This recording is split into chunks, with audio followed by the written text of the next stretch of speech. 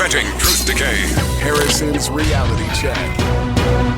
Cary Harrison with you, and it is impossible not to know what is going on overseas wherever you live right now, and a lot of it is focused. Tensions between Russia, between the United States, who's right, who's wrong, to what degree. We here in the U.S. rely on CNN and Fox and MSNBC, so we get more or less the same talking points, but maybe there's another side. Maybe there's more to the story that you hear. We're going to find out in just a second, because I'm going to be bringing on an expert in biolabs, bioweapons warfare, and the legal use of any of it, if it's allowed at any time. He's a leading American professor, practitioner, and advocate of international law, Dr. Francis Boyle at the University of Illinois. He's responsible for drafting the Biological Weapons Anti-Terrorism Act of 1989, the American implementing legislation for the 1972 Biological Weapons Convention, and has lectured on nuclear weapons and international law at West Point. Successfully represented the Republic of Bosnia and Herzegovina before the International Court of Justice to stop the genocide, and has served as legal advisor to the Palestinian delegation to the Middle East peace negotiations. So Dr. Boyle holds a Magna Cum Laude doctorate in law and Ph.D. from Harvard University. Not a layabout, and the guy you want to hear from when talking about what's happening right now. Are we going to see nuclear war? Are we going to see weapons? The Russians most recently in the past number of days have been talking about bioweapons labs all across Ukraine. What? Bioweapons labs, the last time I heard those mentioned, it was with COVID and Wuhan. So bioweapons labs. Dr. Boyle, I want to welcome you so much for being here and help us make sense out of the senselessness, or shall we say the lack of information. Right. Cary, thank you very much for having me on. My best to your audience. And it is true, there's so much propaganda, lies, and disinformation out there in the mainstream news media, you really don't know what to believe. So thank you for letting me have a say here on your show. I've been a long-time fan of yours, going back into the 90s when I first learned your name. I have friends down in southern Illinois. I say, you got to go to meet this guy. Not that you're meetable. I don't know if you are or not, but you got to go to meet this guy. He's really cool. Because you're one of the few people who actually understands the legal architecture around all of this, having gotten George Bush the first, following the Reagan administration, to agree with both sides of Congress, ratify a treaty that you put together that said, no, we're not going to poison each other with anthrax and this and that in a state of war or in a state of peace. And yet we're looking at something that we're right on the hinge of something that could be going on using bioweapons. Right, Cary. What happened in 1985 at the request of the Council for Responsible Genetics, headquartered in Cambridge, Mass., who asked me to do their legal work against biological weapons, I gave a congressional briefing on Capitol Hill against the fact that the Reagan administration and its neoconservative operatives were abusing DNA genetic engineering for the purpose of researching, developing, testing, and stockpiling for use biological warfare weapons. And at the end of that briefing, I called for United States domestic implementing legislation for the Biological Weapons Convention, which I then drafted and we lobbied through Congress. It was passed unanimously by both houses of the United States Congress, signed into law by President George Bush Sr., and with the approval of the United States Department of Justice that I had to negotiate with over it. So yes, there was a definite change. The Reaganites, the neocons, fought us tooth and nail because they knew full well I was coming directly after them with life imprisonment that I put in the statute. The Department of Justice wanted me to put the death penalty in there, but I'm a lifelong abolitionist, so I refuse. So there is life imprisonment in there, yes. you'd have to get prosecuted, which means somebody would have to want to prosecute, which is a whole different conversation with obvious difficulties attached there too. We first heard of you, or many first heard of you, just most recently, a couple of years ago, with the coronavirus. And I think that's a great place to step off to start before we to Ukraine and all the bioweapons labs there that the Russians claim are there. We find out that they actually are there. And Dr. Francis Boyle is quite an expert on how these things got to be there, who funded them, and who funded them have pronounceable names that you will have heard on television over and over and over again, rinse and repeat ad nauseum. So we're talking about stuff that happened here that ends up there on purpose. Going to COVID, that was something we find out through you and now confirmed and corroborated over and over again. That was an American experiment being done in China, brought back to Fort Detrick, Maryland, I believe, and given gain of function. Can you tell us a little bit more about that? Sure, Cary. I was the first one to blow the whistle that COVID-19 was an offensive biological warfare weapon with gain-of-function properties that had leaked out of the Wuhan Bsl4, which is China's Fort Dietrich. And I did that on January 24, 2020. Now, all the evidence that has come out into the public record confirms what I am saying. And indeed, I have here in front of me the contract that is the smoking gun. I believe we discussed this before. This work, as you correctly pointed out, was done by the Wuhan Bsl4 in cooperation with Zheng Jingli, the so-called Bat Queen, working with the University of North Carolina Bsl3 under Ralph Baric. It was funded by Tony Fauci, head of NIAID, and Francis Collins, head of NIH, and involved in the research, development, testing of COVID-19 was also the, let me get this here, the Food and Drug Administration. These are the exact same people who are approving these these poisonous COVID Frankenshots that they're trying to inject into every American and people around the world. And also the Harvard Medical School was involved.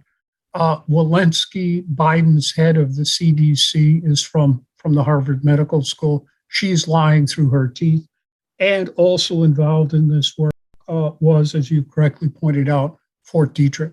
So they're all there in cahoots with each other, and they've been lying and covering up not only about the origins of COVID-19, for which they're all responsible, but now moving on to the Frankenshots, which they're trying to impose on everyone they can get away with, that's simply going to poison us with COVID-19.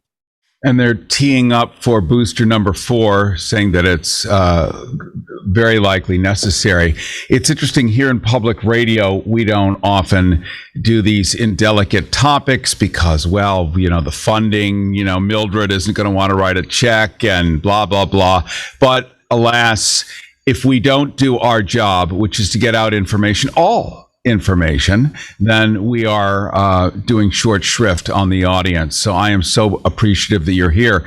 I would imagine that if Dr. Tony Fauci, the man we see on television every single day on every single network, in every single news feed, I read a while ago that he had patents on many of these things. And, you know, he's as rich as anybody is ever going to be because of these experiments.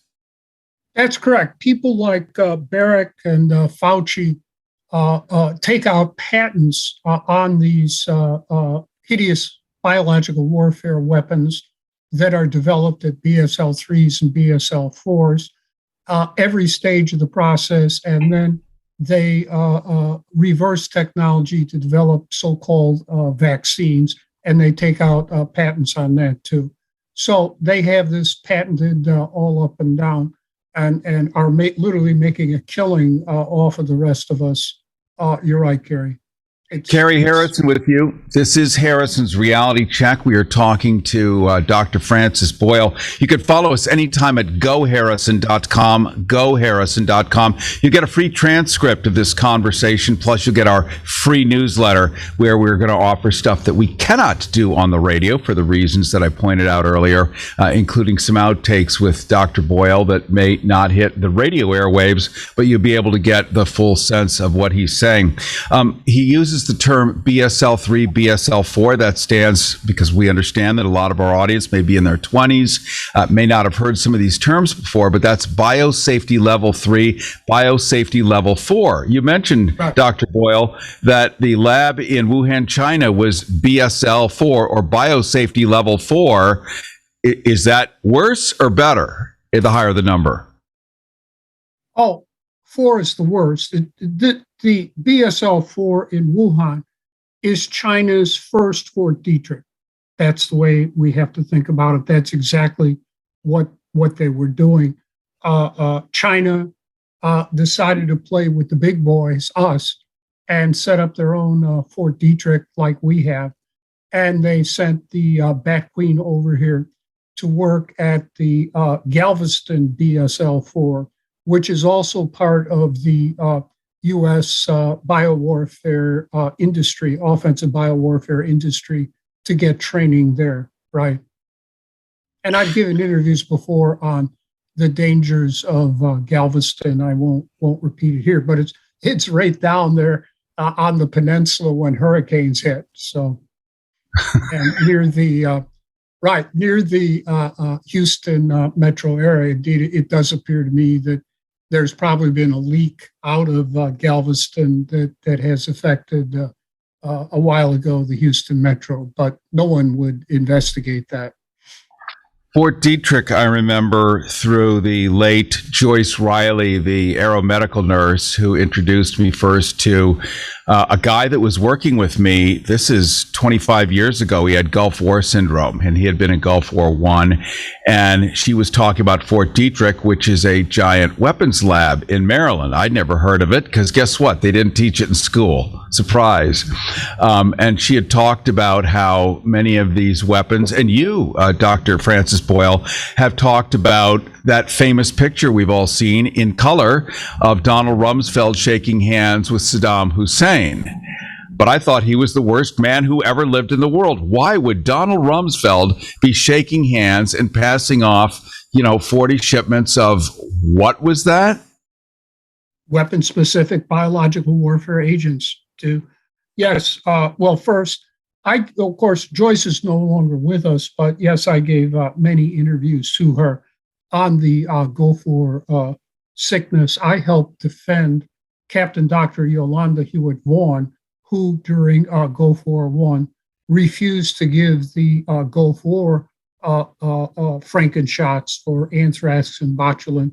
And she was court-martialed at Fort Leonard Wood, and I went down there to help defend her on the grounds that these Frankenshots violated the Nuremberg Code on medical experimentation and her ethical obligation of doctor to do no harm, and the Helsinki Declaration. So that's how far back it goes. And indeed, in the Gulf War sickness, of 500,000 U.S. troops inoculated, 11,000 died and 100,000 were disabled.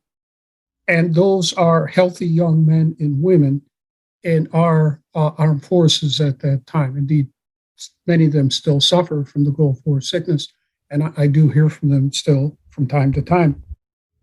That should give you an idea of the floor, not the ceiling, of what will be the casualties of these new Frankenshots for COVID-19. Yes. It's going to be, it took me 2 years after having helped defend Captain Dr. Yolanda Hewitt Vaughn to realize that we had a humanitarian catastrophe on our hands, known as the Gulf War sickness. Yes. So I suspect the current Frankenshots have been in operation for 1 year. So I suspect a year from now, we'll realize we have an even worse humanitarian catastrophe on our hands, right? Second, yes, Reagan and his neocons ordered the Center for Disease Control and American Type Culture Collection to send 40 shipments of weapon-specific biological warfare agents to Saddam Hussein in Iraq for the purpose of weaponizing them to use against Iran.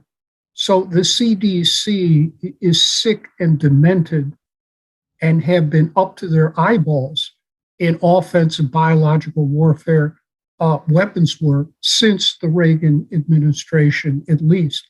So you can't believe anything Walensky is telling you. First, the CDC, but second, Harvard Medical School.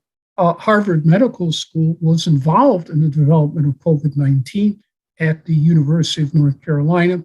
And indeed, Harvard is a sponsor of the Wuhan Bsl4, where in part all this hideous Nazi biowarfare work was done. So notice Harvard was a sponsor of China's Fort Dietrich. Think about that for a minute.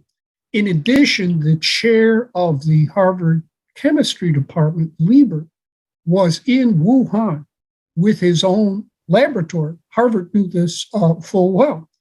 And Lieber also worked with Fort Dietrich on applying nanotechnology to biological warfare weapons, which weaponizes it. That is, it puts it into very small particles that can float on the air, in the air, above the air, which COVID-19 can do. Indeed, the Wuhan Bsl4 then bragged that they had applied nanotechnology to viruses. I suspect thanks to Lieber being out there. But then are we talking, Dr. Francis Boyle, also about like race specific? Because once you start playing with synthesizing and DNA, then you can actually target what kind of human you wish it to have the most deleterious effect. Yes, we know for a fact that the United States government has been trying to develop ethnic-specific biological warfare weapons. We know for a fact that the CIA was working with the criminal apartheid regime in South Africa to develop an ethnic-specific biowarfare weapon for the Afrikaner elite to use against the Black people over there. There were, as you know, 30 million Blacks at that time, 5 million whites, not all of them Afrikaners. And the CIA was working with them on this project. This all came out in the Truth and Reconciliation hearings conducted by Archbishop Tutu. We also know that the neoconservatives in their neoconservative manifesto, Project for New American Century, specifically advocated ethnic-specific biological warfare weapons. That is correct. We also now from the reports coming out of Ukraine, at least the Russians have alleged that they believed those labs were working on an ethnic-specific biological warfare weapon. We will have to see what evidence they produce in public, but it is a matter of public record that American sources have been over there in Russia harvesting DNA genetic material of Russians. And I did give interviews to the Russian media on that. And I said, obviously, they are developing an ethnic-specific biowarfare weapon to be used against Russians. And you'd better stop this.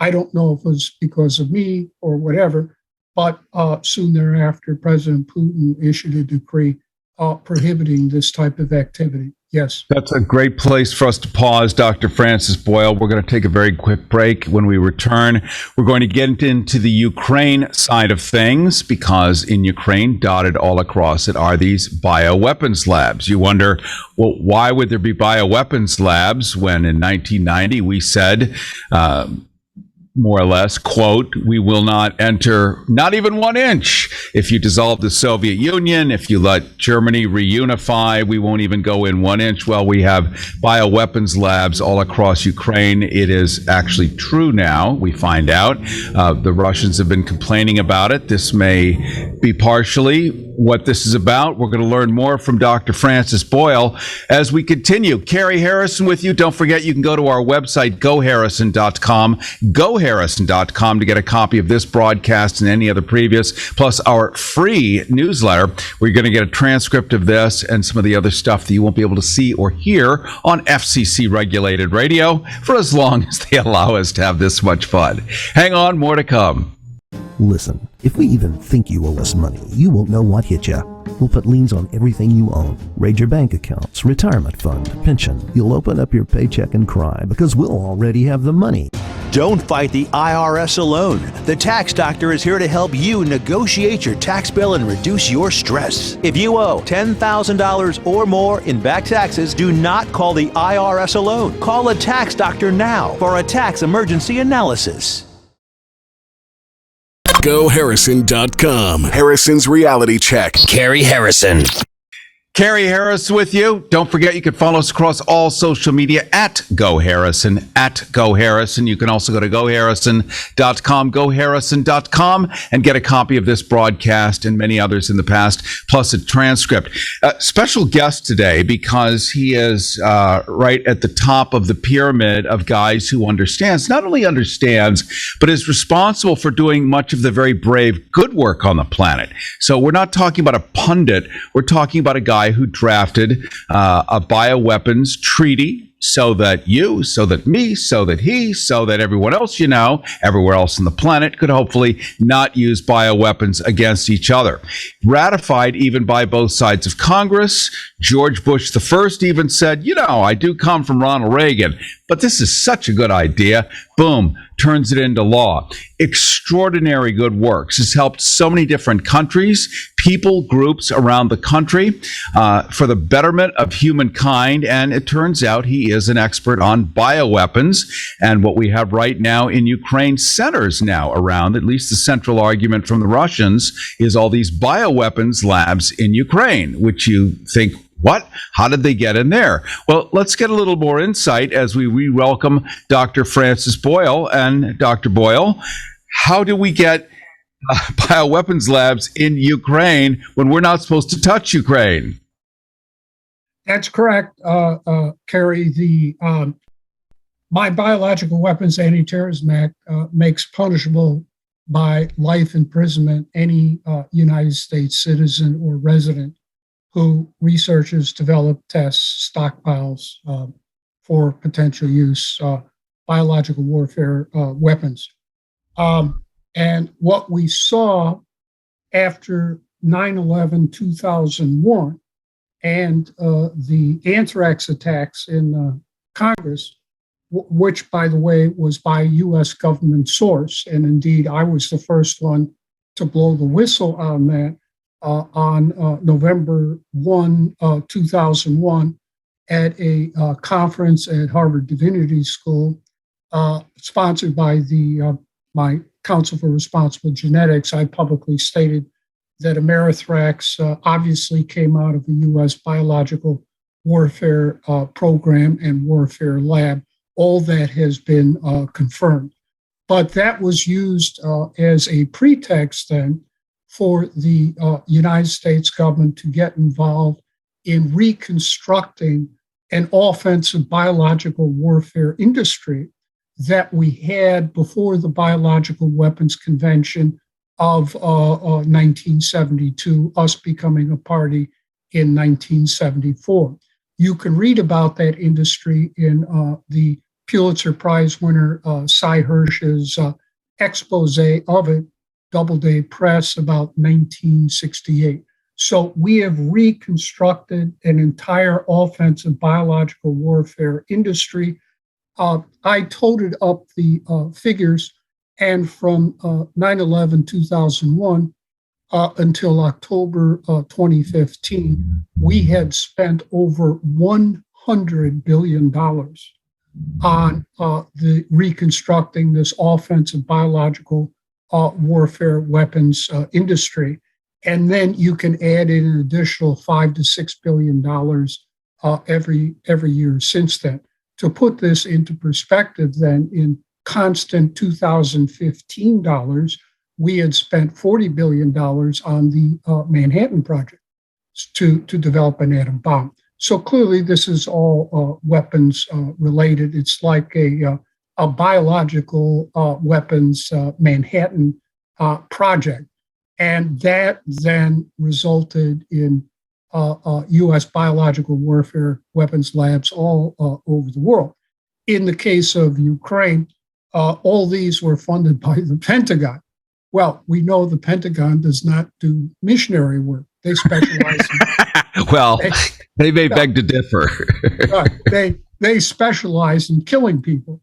And that's exactly why the weapons labs in Ukraine were set up. If you take a look at a map, you'll see that the Pentagon has surrounded Russia, not only in Ukraine, but in Central Asia, with biowarfare weapons labs, research developed, and some they use against Russia. So the reports coming out today on these labs that, by the way, were confirmed by Nuland, and she is a neoconservative, along with the rest of these people, the Project for New America Century, endorsing ethics-specific biological weapons. I believe that was drafted by Bolton. And she basically confirmed it and then said, and we don't want this to fall into the hands of the Russians. Well, if this was peaceful, nonviolent biological work, why would we have a problem with it falling into the hands of the Russians? Well, because, consciousness of guilt, there's nothing peaceful at all about it. So from what my knowledge of the U.S. biological warfare weapons programs in history, going back to about 1983, is consistent with what the Russian government is currently alleging. Though I do note the Russian ambassador to the Security Council did say they will produce a full report that they will circulate at the Security Council. So I've alerted my research assistant to keep an eye out for that report, and I will research it and evaluate it when it does come out. But right now, a quick question, what Dr. they are Boyle. saying is consistent with my knowledge of the purpose of these biological warfare weapons facilities, now basically confirmed by the neoconservative Nuland. And by the way, getting back to your earlier point, it was Nuland who was behind the 2014 coup d'etat orchestrated by the Biden administration against the democratically elected government under Yanukovych in Ukraine, and bragged that we had spent at least $5 billion behind this project, and then installed a neo-Nazi regime there in Kiev that created the problems we're seeing today. The Dr. Francis Boyle, the neo-Nazis, just because people keep hearing that word over again, they really are neo-Nazis.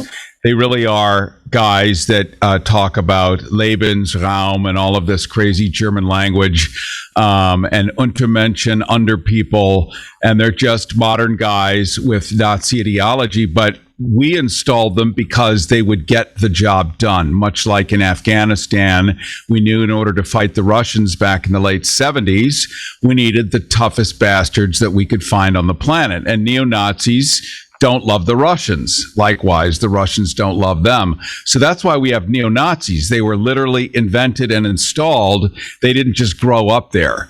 And now they're running loose. So here's let me also add to what you're saying.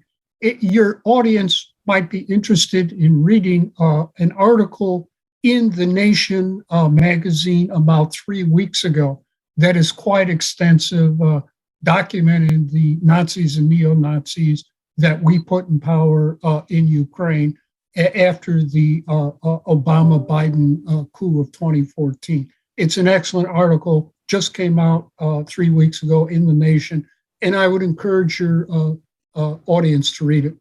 Thank you so much.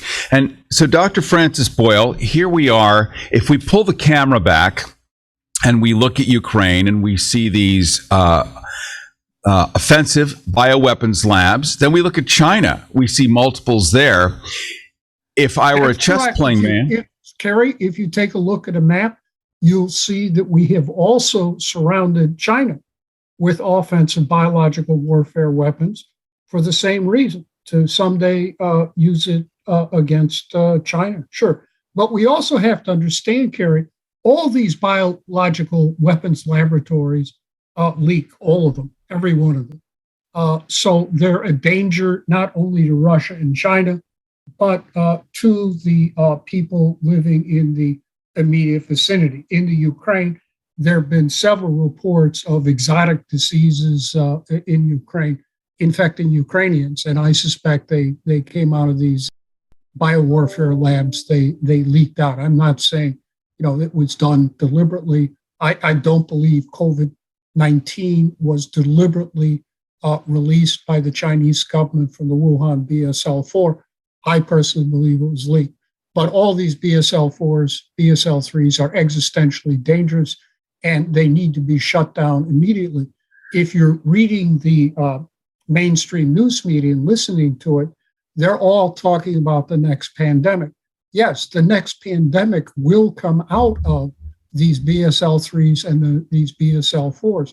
It's a statistical certainty. Yes. Cary Harrison with you. Don't forget, you can catch the live streaming video of this at goharrison.com, goharrison.com. You can also follow me across all social media at GoHarrison. As we continue talking to Dr. Francis Boyle, the framer of the Bioweapons Treaty, the one that disallows people to use active hot biological weapons, of which there are many in Ukraine, made in the USA.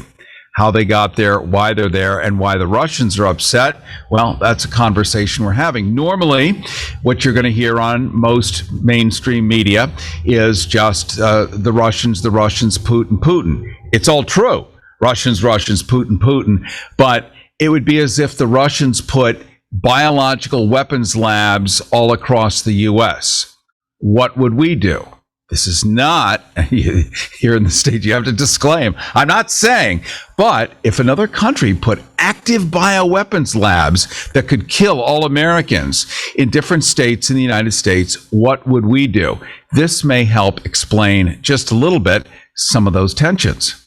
The question I imagine is asked of you every single time ad nauseum is, well, there must be, if they build it, they must have a way to kill it, a cure. Of course. You don't make something you can't cure.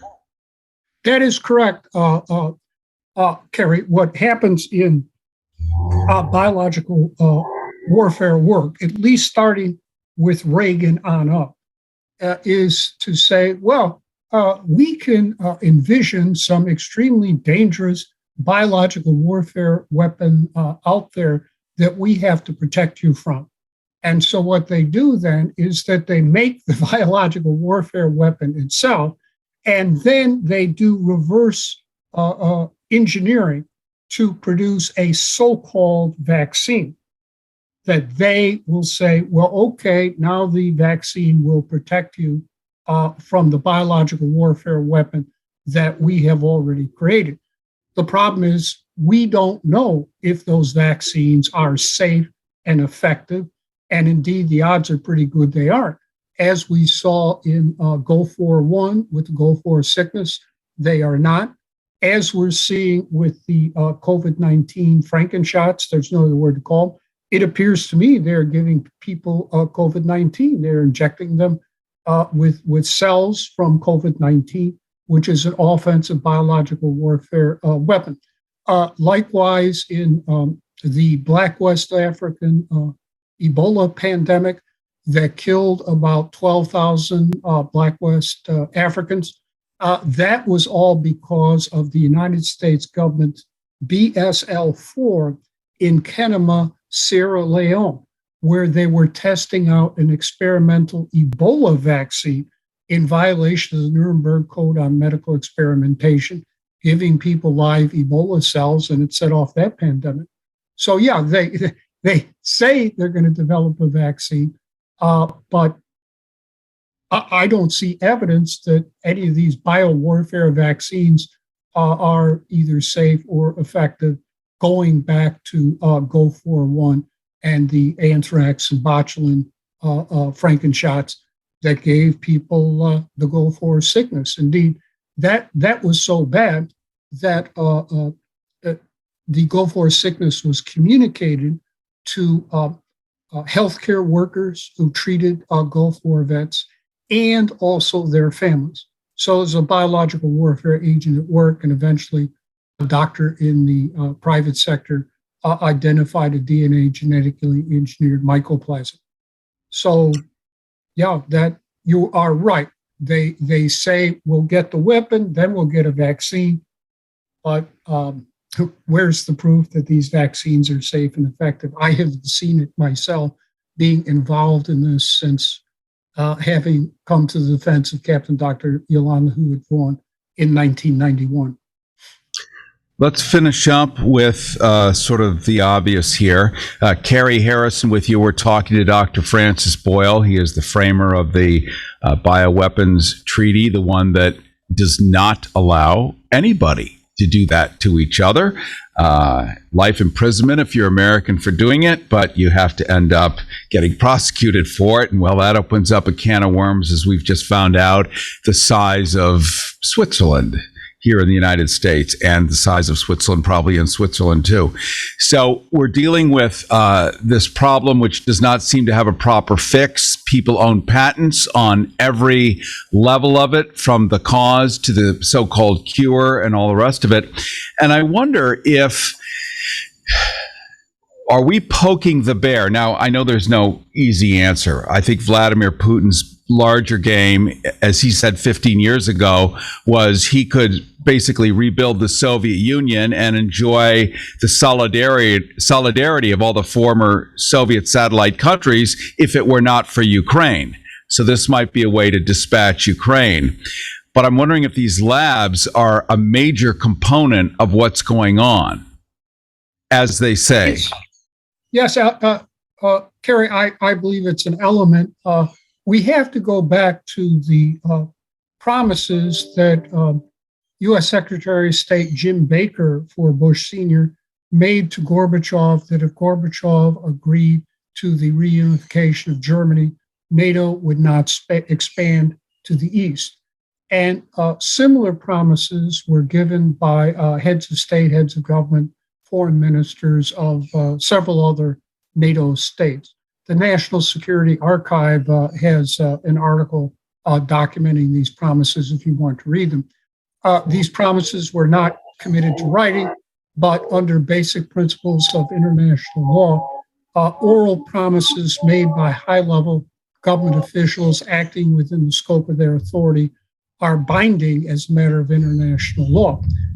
Instead, Clinton came in and immediately proceeded to expand NATO all the way up to the borders of Russia after the Soviet Union collapsed. And Ukraine is part of that project. As you know, it was Bush Jr. who said, well, Ukraine and Georgia should become members of NATO pursuant to this plan to do this. So, yes, we're, in my opinion, and remember, Biden worked for Obama. Obama put him in charge of the Ukraine project, putting these neo-Nazis in power, arming them, equipping them, training them, financing them, using them against the Russian speakers in Donbass, where 14,000 were killed, and preparing for the future of conflict, direct conflict with Russia. Sure. and these biowarfare labs were part of that agenda. Yes. Cary Harrison with you. Don't forget, you can go to our website, goharrison.com, goharrison.com to get a copy of this broadcast and any other previous, plus our free newsletter, where you're going to get a transcript of this and some of the other stuff that you won't be able to see or hear on FCC-regulated radio for as long as they allow us to have this much fun. Hang on, more to come. Listen, if we even think you owe us money, you won't know what hit you. We'll put liens on everything you own. Raid your bank accounts, retirement fund, pension. You'll open up your paycheck and cry because we'll already have the money. Don't fight the IRS alone. The Tax Doctor is here to help you negotiate your tax bill and reduce your stress. If you owe $10,000 or more in back taxes, do not call the IRS alone. Call a Tax Doctor now for a tax emergency analysis. GoHarrison.com. Harrison's Reality Check. Cary Harrison. Cary Harrison with you, thanking you, by the way, for sticking with us through this very difficult conversation. We're trying to keep it as simple as possible so that it's understandable. Many people don't know these terms like Bsl1, Bsl2, Bsl3, Bsl4. They stand for Biosafety Weapons Lab. So a Bsl4 lab, Biosafety Level 4, is the worst of the worst. NASA moon suits, like Darth Vader, where you have to walk around and one pinprick, it's curtains and death. You've seen the movie Outbreak and all of these others. They're shown in there. And so COVID was a Bsl4, worst of the worst of the worst kind of labs. And these things are so microscopic and so deadly, they often get out. These labs that we have in Ukraine right now are Bsl3, next worst of the worst of the worst. And hopefully some of those things can be taken out of there so a bomb doesn't hit them, aerosolize them, and cause unbelievable havoc. We're talking right now to Professor Francis Boyle, Dr. Francis Boyle, who is the framer of the 1989 Anti-Terrorism Act, Biological Weapons Anti-Terrorism Act, and he is a professor of international law at the University of Illinois College of Law. He drafted these biological weapons treaties and has been fighting against the spread of bioweapons since 1983 and happens to be the global expert on these sorts of things. Have these biowarfare labs, Dr. Francis Boyle, been secured by anybody? Are they not usable at this point, or are they vulnerable right now? Well, my understanding is twofold. One, in order to cover up the evidence, the Biden administration and Newland and the rest of them tried to get out as many of these offensive biological warfare agents as they could. Let's hope it was done safely. I really don't know if it was or it wasn't. Second, as for those seized by Russian forces, it does appear that they have called upon their own biological warfare experts to go in there and figure out how to deal with them. So again, I hope that's correct. I really don't know, Cary. What I do know is that after Gulf War I was over, and we were dealing with Saddam Hussein's biological warfare factories that we seeded him on. U.S. military forces just went in there and blew them up and poisoned and infected themselves. So obviously they can't be blown up or anything. I think it'd be too dangerous. So you're really going to need biological warfare experts to go in there, decontaminate them, and then render them permanently inoperable, because you don't know, there could still be offensive materials in there. It's too dangerous to blow them up.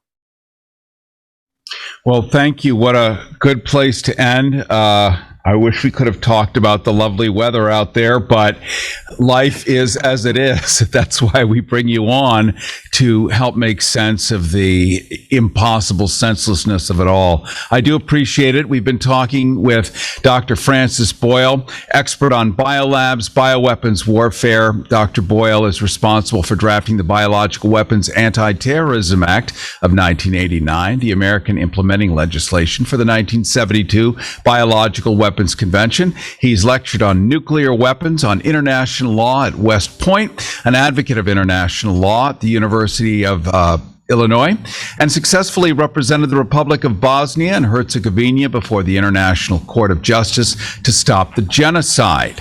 You know, something light on a Thursday. He served as legal advisor to the Palestinian delegation in the Middle East peace negotiations, and Dr. Boyle holds a Magna Cum Laude doctorate in law and a Ph.D. from Harvard University. So those things he was saying about Harvard, he gets to say as an alumnus. So I really appreciate your time, Dr. Boyle, and we look forward to hearing back from you as things, if we're lucky, de-escalate. But nonetheless, your knowledge is invaluable, and I appreciate your time very much.